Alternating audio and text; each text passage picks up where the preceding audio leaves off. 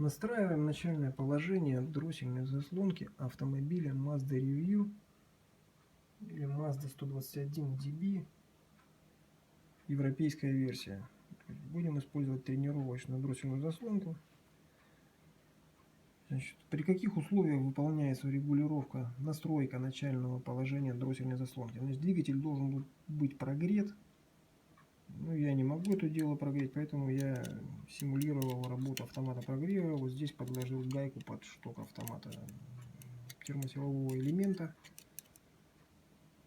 Соответственно, болт стоит выше, чем должен быть на холодном. И повернут у нас рычаг автомата прогрева. Здесь у нас образовался зазор, как и должно быть. Ну, считаем, что дроссельная заслонка сбита. Ну, честно говоря, она вообще никак не настроена. И будем пытаться настроить ее в начальное положение. По крайней мере, я расскажу, как это сделать. Какие винты будут использоваться? Будет использоваться винт установки, регулировки положения дроссельной заслонки. Этим винтом устанавливаются обороты холостого хода. Он расположен сзади. Для его вращения потребуется короткая отвертка, очень с короткой ручкой. То есть здесь очень мало места. На самом деле здесь стенка моторного отсека расположена. Второй винт вот этот установки стартовых оборотов на холодном двигателе. Третий винт вот этот. В руководстве пользователя указано: не трогайте этот винт, его положение установлено на заводе. Что нужно сделать? Нужно первым делом, кроме того, что прогреть двигатель, положить гайку. Ну, положить гайку это неправильно, нужно прогреть двигатель. Это просто симулятор. Очистить рычаг автомата прогрева вот здесь, чтобы найти вот эту линию. Это заводская линия. И очистить вот этот шток, вот видите, так, чтобы было видно точку в его центре. Эти два элемента позволят нам выставить правильное начальное положение дроссельной заслонки. Как это делается? Для начала нужно совместить линию и точку в центре штока так, чтобы линия была направлена на эту точку. Значит, берем отвертку, в моем случае плоскую, на самом деле там крестовая, и начинаем крутить вот этот винт. Да, вот правильно я выкручиваю. Рычаг двигается вверх, и сейчас в каком-то положении линия будет направлена на центр. Ну, мы фиксируем это положение, перестаем крутить винт. Ну, вот посмотрите это под таким углом, под сяким там у себя, когда будете делать, чтобы линия была направлена на центр штока. Все. Что нам может помешать? Нам может помешать вот этот винт, который расположен сзади, вот здесь. Винт установки положения дроссельной заслонки для регулировки оборотов холостого хода. Если вот здесь будет зазор, это неправильное положение этих рычагов. Нужно взять отвертку и открутить этот винт таким образом, чтобы он нам не мешал выставить рычаги и совместить линию с центром. Вот хорошо, что мне не надо сильно крутить много. Вот видите, образовался зазор между винтом вот здесь и пластиной рычага привода дроссельной заслонки. То есть они не упираются друг в друга и ничего не мешает нам дальше регулировать. Следующим шагом берем отвертку и на заведенном двигателе вот этим винтом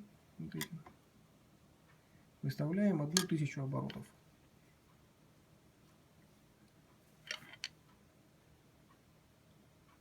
Контролируем по тахометру.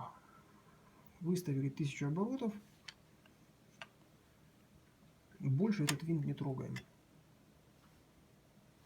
Проверяем, что вот здесь у нас нет зазора. Линия направлена на центр. Шток упирается в рычаг, зазора нет, линия направлена на центр. Вот этим винтом мы выставили 1000 оборотов. Все, мы выставили начальное положение дроссельной заслонки. По крайней мере, я так думаю, что это начальное положение. Ну и все дальнейшие регулировки позволяют в этом убедиться. Следующим шагом нам надо установить обороты холостого хода согласно руководству пользователя. Это 790 для автомата и 600 оборотов для механики. Регулировочный диапазон плюс 50 оборотов. То есть можно, ну, для простоты счета я скажу 800-850 оборотов или 600-650 оборотов. Устанавливаются обороты холостого хода вот этим винтом. Значит, что нам нужно сделать? Мы будем их устанавливать вот этим винтом. Сначала надо установить обороты ниже требуемых. То есть в данном случае для автомата нужно установить 700 оборотов, для механики 500 оборотов. Берем отвертку крестовая, потребуется в оригинальной версии, и начинаем крутить. Так, если крутить в эту сторону, обороты будут повышаться. Почему? Потому что рычаг отодвигает дроссельную заслонку, открывает ее. Значит, нужно закручивать рычаг. Закручиваю рычаг, контролирую по тахометру обороты. Все, получил свои необходимые 700 или 500 оборотов, останавливаюсь. Дальше беру короткую отвертку и винтом регулировки положения дроссельной заслонки выставляю необходимое значение оборотов холостого хода согласно руководству. 800 для автомата и 600 для механики. Контролирую по тахометру. Ну, вот. Выставил. Смотрим, как это отразится на положении элементов кинематической схемы. То есть вот здесь образовался зазор. Винт отодвинул привод дроссельной заслонки от рычага автомата прогрева. Это он не сам дернулся, это я его двигаю. И здесь он не соприкасается. То есть при полностью прогретом двигателе здесь должен быть зазор. Обороты холостого хода контролируются вот этим винтом. То есть сейчас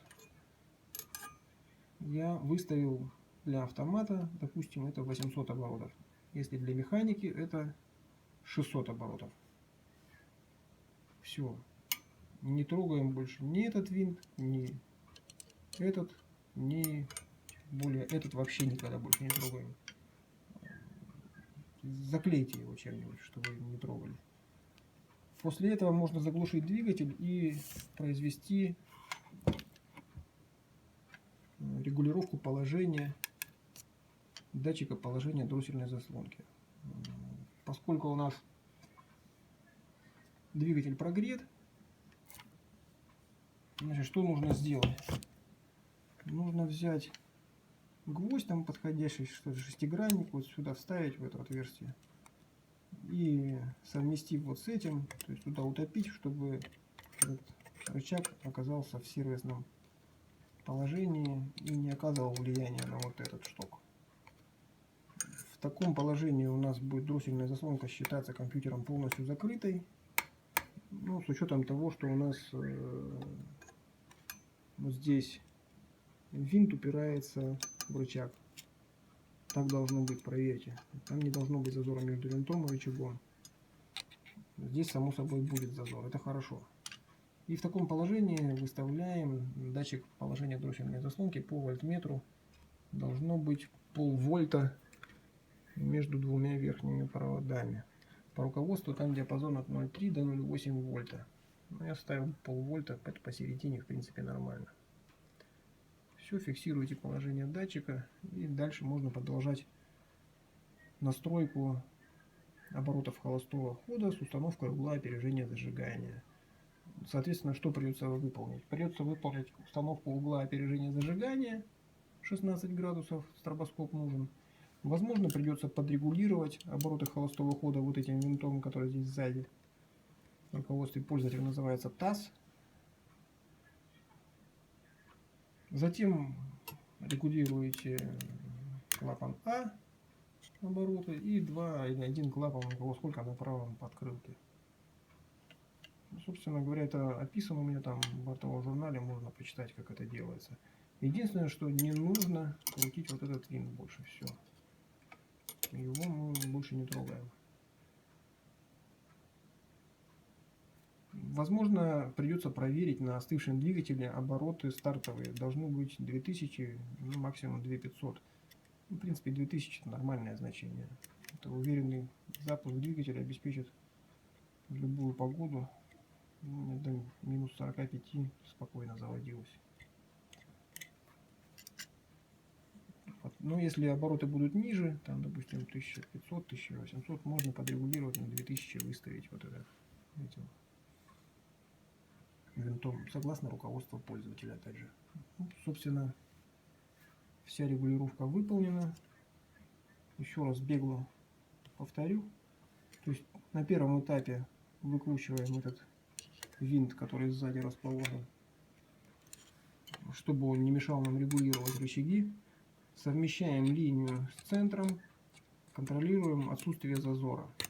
После этого выставляем 1000 оборотов, опять же при отсутствии зазора. Выставили 1000 оборотов. Выставляем вот этим винтом обороты ниже требуемых на 100 примерно холостого хода, по руководству пользователя посмотрите. И затем винтом регулировки положения дроссельной заслонки выставляем требующиеся нам обороты холостого хода. Регулируем датчик положения дроссельной заслонки. Все, в данном случае с дроссельной заслонкой закончено.